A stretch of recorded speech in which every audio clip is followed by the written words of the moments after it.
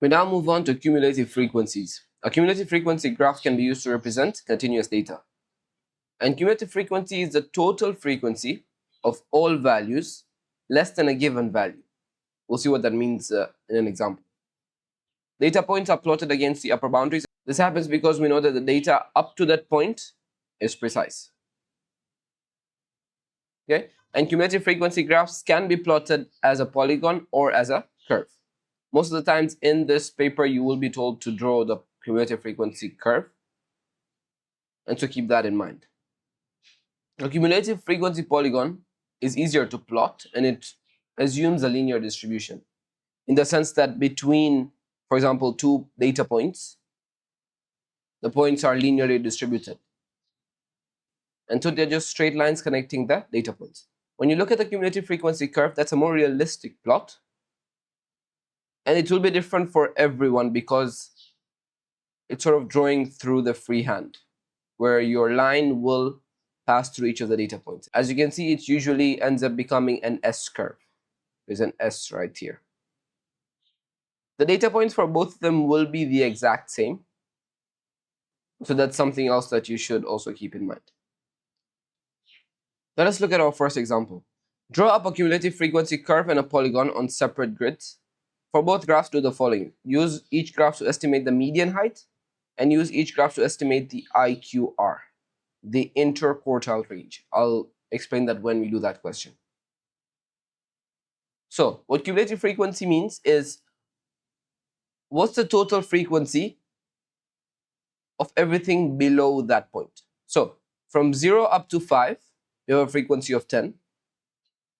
That means up to the height of 5, we have a total frequency of 10. So when the height is 5, our total frequency is 10. Then from 5 to 10, my frequency is 40. Which means everything below 10, which includes the 0 to 5 class as well, we have a total of 50. That's our cumulative frequency. The first part had just 10. Second part now is 50 because it includes the previous interval as well. That means everything below 10, you get a cumulative frequency of 50.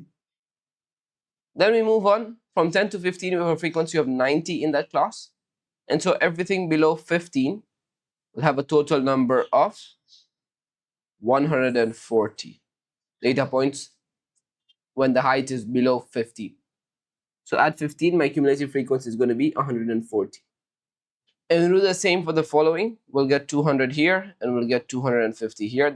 That means below the height of 25, we have a total of 200 data points. And below the height of 40, we will have all of the 250 data points.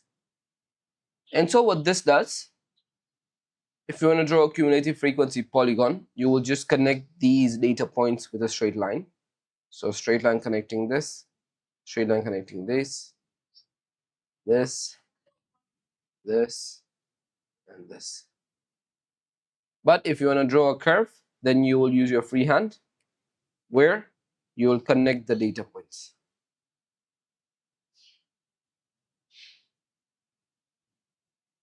And you see what it creates? It creates an S curve. It's the shape of an S. We'll be using the cumulative frequency curve to answer the next two questions. Then we are told to use the graph to estimate the median height. What the median height means is, what's the height such that the middle data point, so if they are 250, then the 125th data point is at. And so we can check that here. So we go to our 125 in our cumulative frequency, and we check what the height there is. And we get 14 centimeters. So 14 centimeters is going to be our median height. When it comes to the interquartile range, that is the upper quartile minus the lower quartile. What is the upper quartile and the lower quartile?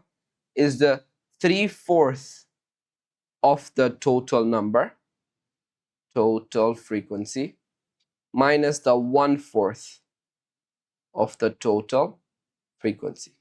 Similar to what we did for the median, where the median is the half, right? So the 2/4. So same thing we will not do that here, where 1/4 of 250 is 62.5, and 3/4 of 250 is 187.5. And so we're going to check these two numbers in the cumulative frequency axis to then see the height that that gives us. So at 62.5, which is roughly right here, what we get is a height of 10 centimeters. This is the height of 10 centimeters. And at 187.5, which is roughly here, we get a height of 22 centimeters. Therefore, our interquartile range is going to be the upper quartile, which is 22, minus the lower quartile, which is 10, which gives us that our interquartile range is 12 centimeters. That is both using the cumulative frequency graph.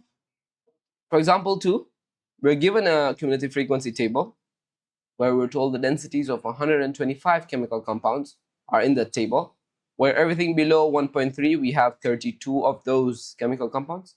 When the density is below 1.38, we have a total of 77 chemical compounds, and so on. And for that, we have to fill now the frequency table. Where again, what we're going to do is, remember, these values are all the upper bounds of the classes. Remember, the upper bounds of the classes can be the lower bound of the next class as well. And so we see that the first class will be from 0 up to 1.3, which will be the upper bound of the first class.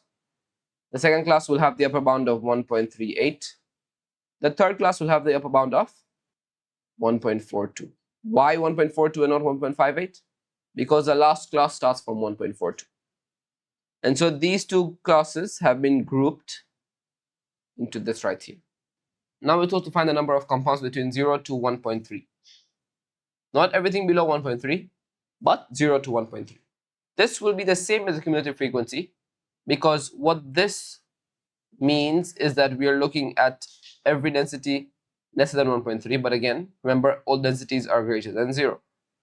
And so that's the exact class that we have here, and so our A is going to be 32. The next one also, we have everything from 0, but if we want to find precisely from 1.3 to 1.38, we will have to subtract the number from here. So we'll take 77, so our B is going to be 77 minus 32. What that does is it takes all the data points from 0 to 1.38 and it subtracts the data points from 0 to 1.3, which leaves us with the data points from 1.3 to 1.38. So our value of B is going to be 45. When you go to C, you do the same thing, where now you have this again starting from 0, but you want to remove everything up to 1.38 so that you are left with this class right here. So what we will do is 92 minus 77, which gives us 15. So our C will be 15. Then the remaining will all be in D. So if we add up A, B, and C, which is 32 plus 45 plus 15, we will end up with 92. And so if we take 125 minus 92, we will end up with 33. And so there will be 33 chemical compounds within this interval of densities. So our D is going to be 33. For example 3, we're told that a fashion company selected 100 12-year-old boys and 100 12-year-old girls to audition as models. The heights and age of the selected children are represented in the following graph. What features of the data suggest that the children were not selected at random? First, let's understand what's going on here. For the boys, 75% of the boys, which means 75 boys, fall under the heights of 145 and 155. And the remaining 25% are above that 155 centimeters. When you go and look at the girls, we have 25% of them that are under the heights of 155, and 75% of them greater than the height of 155. As you can see, this is definitely not distributed evenly, since it looks like their quota was the following: that 25% of the boys have to be greater than 155, and 25% of the girls have to be less than 155 centimeters. And because they had chosen their models such that this quota is reached, that clearly states that it was not a random selection. Estimate the number of girls who are taller than the shortest 50 boys. So the shortest 50 boys are the first 50 boys that are there in the cumulative frequency, because it starts from the smallest and goes to the biggest, which is in ascending order. And so the shortest 50 boys will come right here. And their heights will be 152 centimeters. And the number of girls that are greater than 152 centimeters, we can see is going to be right here.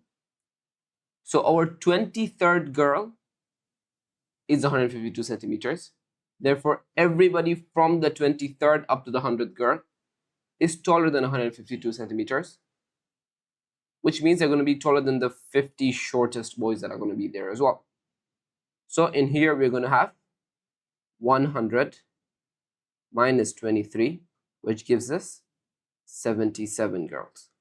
So they're going to be 77 girls who are taller than the shortest 50 boys. And at 152 centimeters, we see the cumulative frequency of the girls is about 20. And therefore, the 20th girl is going to have the height of 152 centimeters, which was the maximum height of the shortest 50 boys. That means everyone from the 20th girl will be taller than those shortest 50 boys. And so the number of girls that are going to be there is going to be 100, which is the total number of girls, minus 20, which was the girl that was the same height as the tallest of the first 50 short boys, which tells us that a total of 80 girls will be taller than the shortest 50 boys. Then in C, they ask us what is the significance of the value of H where the graphs intersect. Therefore, what exactly does this value mean where they intersect? The intersection point tells us the intersection point is a value of H, so the height, and the value of the cumulative frequency. What this tells us that for the girls and the boys, for heights below that H, we will have the same number of people. And for the heights above that value of H, we will have the same number of people for both boys and the girls. So what this means is that they're going to be the same number of boys and girls below the height and above the height. Then we're told that the shortest 75 boys and the tallest 75 girls were called for a second audition. On a cumulative frequency graph, show the heights of the children who are not recalled. So these children in the boys were not called, and these children in the girls were not called. So we have to draw a cumulative frequency graph for this section and this section here. And putting them together, what we do get is this, which is going to be a cumulative frequency for the girls from 140 to 155, which are the shortest 25 girls, who are the ones that are not the tallest 75 girls. And then we have 25 boys, the tallest 25 boys, which go up to the height of 175 centimeters. So we're going to have something like, where the points of intersection, this thing right here is 155 on the x-axis and 25 on the y-axis. These are the shortest 25 girls. This one right here are the tallest 25 boys, where the tallest one is 175 centimeters. And we're going to have 50 as a cumulative frequency at that point, because it's the 25 boys added with the 25 girls.